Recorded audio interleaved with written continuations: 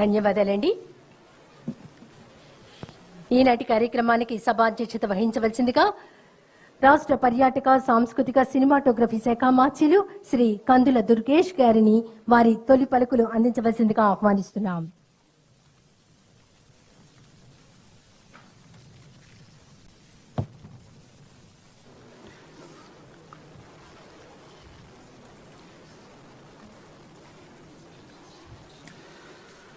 గిడుగు రామ్మూర్తి పంతులు గారి జయంతి సందర్భంగా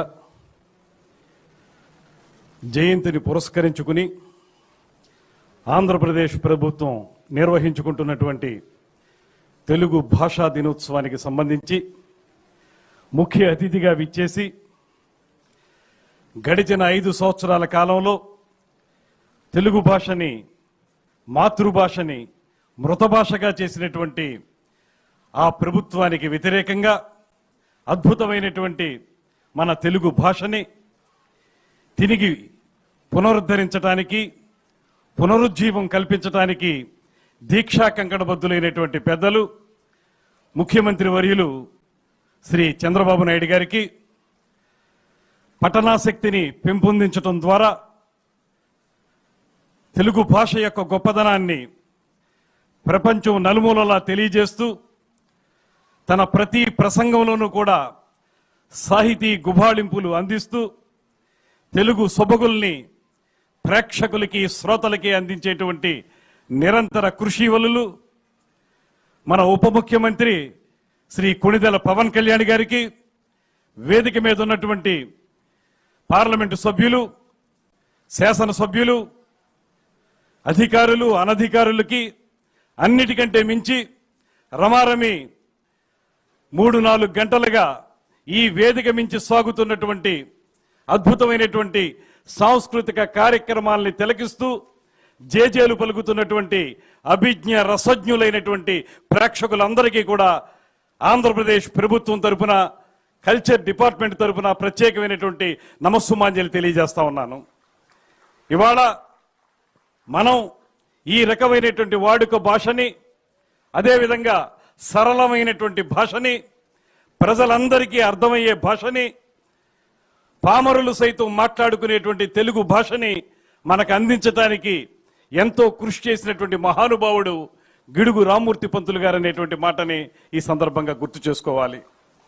ఒక పరంపరలో కొట్టుకుపోతున్నటువంటి భాషని గ్రాంధిక పరంగా, లేకపోతే అర్థం కానిటువంటి వ్యాకరణాలతో, సమాసాలతోటి పామరులు అర్థం చేసుకునేటువంటి సందర్భంలో భాషని ప్రజలకి చేరువుగా తీసుకురావాలని, అంతేకాకుండా భాష కంటే భావ వ్యక్తీకరణ ప్రధానమైనటువంటి మాటని నమ్మి తెలుగుని సరళమైనటువంటి తెలుగుగా తీసుకొచ్చినటువంటి మొట్టమొదటి వ్యక్తి గిడుగు రామ్మూర్తి పంతులు గారు అనేటువంటి మాటని మరొకసారి గుర్తు చేసుకోవాలి.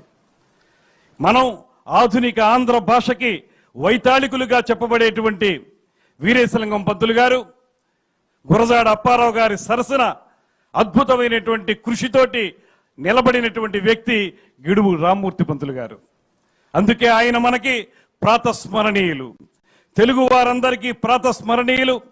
ఉదయం లేచిన వెంటనే మన తెలుగు భాషని, తెలుగు తల్లిని ఏ రకంగా ప్రార్థిస్తామో వారితో పాటు గిడుగు రామ్మూర్తి పంతులు గారిని కూడా స్మరించుకోవాలనేటువంటి మాటని ఈ సందర్భంగానే మనవి చేస్తున్నాను.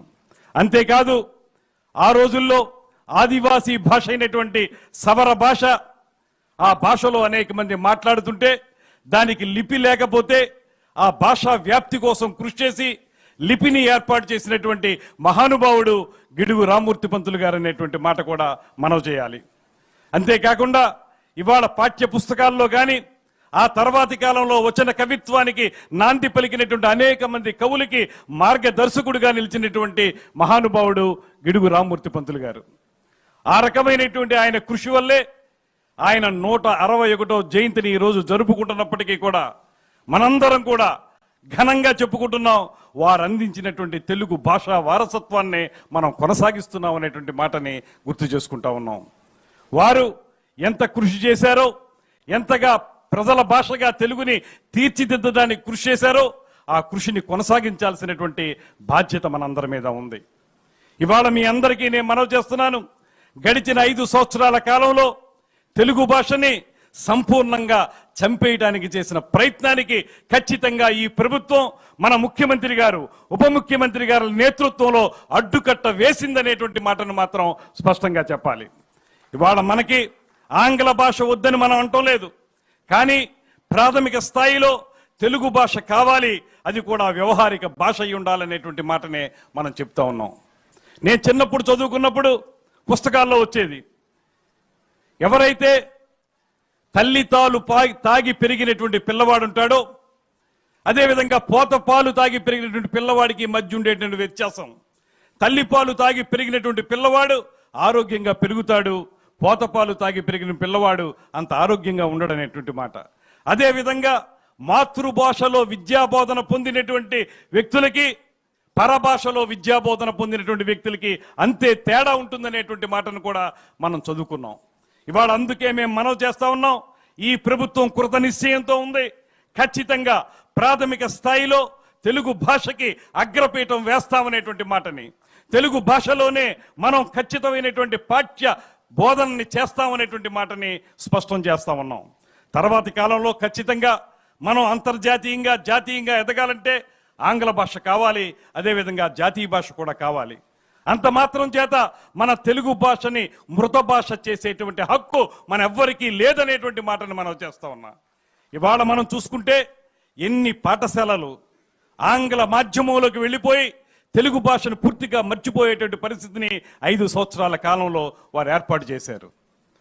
అన్ని వ్యవస్థల్ని ఏ విధంగా అయితే నాశనం చేశారో, మన అనూచానంగా మనకు వస్తున్నటువంటి, సాంప్రదాయంగా మనకు వస్తున్నటువంటి భాషా సంస్కృతుల యొక్క వారసత్వాన్ని కూడా చంపేసినటువంటి ప్రభుత్వం ఆనాటి వైఎస్ఆర్ కాంగ్రెస్ ప్రభుత్వం.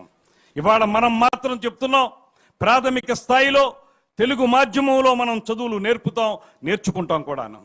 అదేవిధంగా అన్ని శాఖల్లోనూ కూడా తెలుగులో మన యొక్క ఉత్తర ప్రత్యుత్తరాలు ఉండే విధంగా, అదేవిధంగా తెలుగు భాషని వాడుకలోకి తీసుకొచ్చే విధంగా ఈ ప్రభుత్వం కృతనిశ్చయంతో ఉంది. రాబోయే రోజుల్లో మనందరం కూడా తెలుగుకి పెద్ద పీట వేద్దాం. ఎందువల్లనంటే ఆనాటి ఆంగ్లేయుడు బ్రౌన్ మహాశయుడు, ఆయన కూడా తెలుగులో అవిరళ కృషి చేసినటువంటి మహానుభావుడు.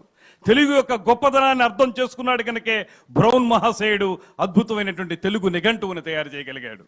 అంతేకాదు, మనం ముందుకు వెళితే చరిత్రాత్మకంగా చూసుకుంటే దేశ భాషలందు తెలుగు లెస్స అని చెప్పినటువంటి ఉభయ కవి మిత్రుడు, సాహితీ సమరాంగణ సార్వభౌముడు శ్రీకృష్ణదేవరాయల్ని ఈ సందర్భంగా మనం గుర్తు చేసుకోవాలి. అదేవిధంగా మీ అందరికీ తెలుసు, తమిళనాట జాతీయ కవిగా పేరు పొందినటువంటి సుబ్రహ్మణ్య భారతి తమిళ వాంగ్మయమున తెలుగు ప్రశస్తి అనేటువంటి మాటని మనకి చెప్పి, సుందర తెలుగు అనేటువంటి మాటని ఆ రోజు ఆయన చెప్పింది ఇవాళ మనం ఎవరు మర్చిపోలేము.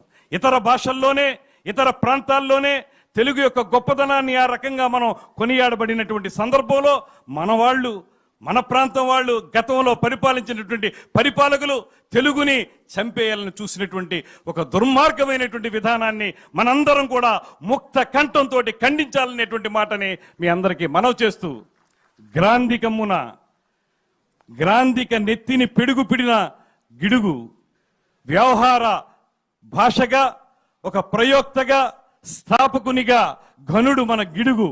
అంతేకాదు, ఆయన తేట తెలుగులో తేట తేనీయల తెల్లని పాల మేగడ మన గిడుగు, కూరి తెలుగు భాషకొక గొడుగు మన గిడుగు అనేటువంటి ఒక మాట ఒక కవి ఎవరైతే చెప్పారో ఆ మాటని నిజం చేసుకునే విధంగా, ఆ రకమైనటువంటి తెలుగు భాషా వ్యాప్తికి, తెలుగుని మనందరి పిల్లలకి అద్భుతంగా అందించే విధానానికి మనందరం కూడా నడుం బిగించాల్సినటువంటి ఆవశ్యకత ఎంతైనా ఉందనేటువంటి మాటను కూడా మరొకసారి మనవి చేసుకుంటూ, దానికి ముఖ్యమంత్రి గారు, ఉప ముఖ్యమంత్రి గారు పెద్దపీట వేస్తున్నారు.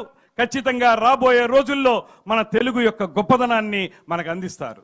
ఆనాటి ముఖ్యమంత్రి స్వర్గీయ నందమూరి తారక రామారావు గారు తెలుగు భాషకి ఎంత పెద్దపీట వేశారో మన అందరికీ తెలుసు. అటువంటి విధానాన్ని కొనసాగిద్దాం. దాంతోపాటు ఇతర భాషలైనటువంటి మనకు అవసరమైనటువంటి హిందీ, ఇంగ్లీష్ కూడా నేర్చుకుందాం. అది తప్పేం కాదు. ఆ భాషలను కూడా గౌరవిస్తాం, నేర్చుకుంటాం. కానీ ప్రాథమిక స్థాయిలో మాత్రం ఖచ్చితంగా ముమ్మాటికి శతద తెలుగు మాధ్యమాన్ని అవలంబిస్తామనేటువంటి మాటను మాత్రం స్పష్టం చేయాల్సినటువంటి అవసరం ఉందనేటువంటి మాటని తెలియజేసుకుంటూ ఈ కార్యక్రమంలో తొలి పలుకులు పలికేటువంటి అవకాశం కల్పించినటువంటి పెద్దలందరికీ కూడా నమస్సుమాంజలి తెలియజేస్తూ సెలవు తీసుకుంటున్నాను. నమస్కారం.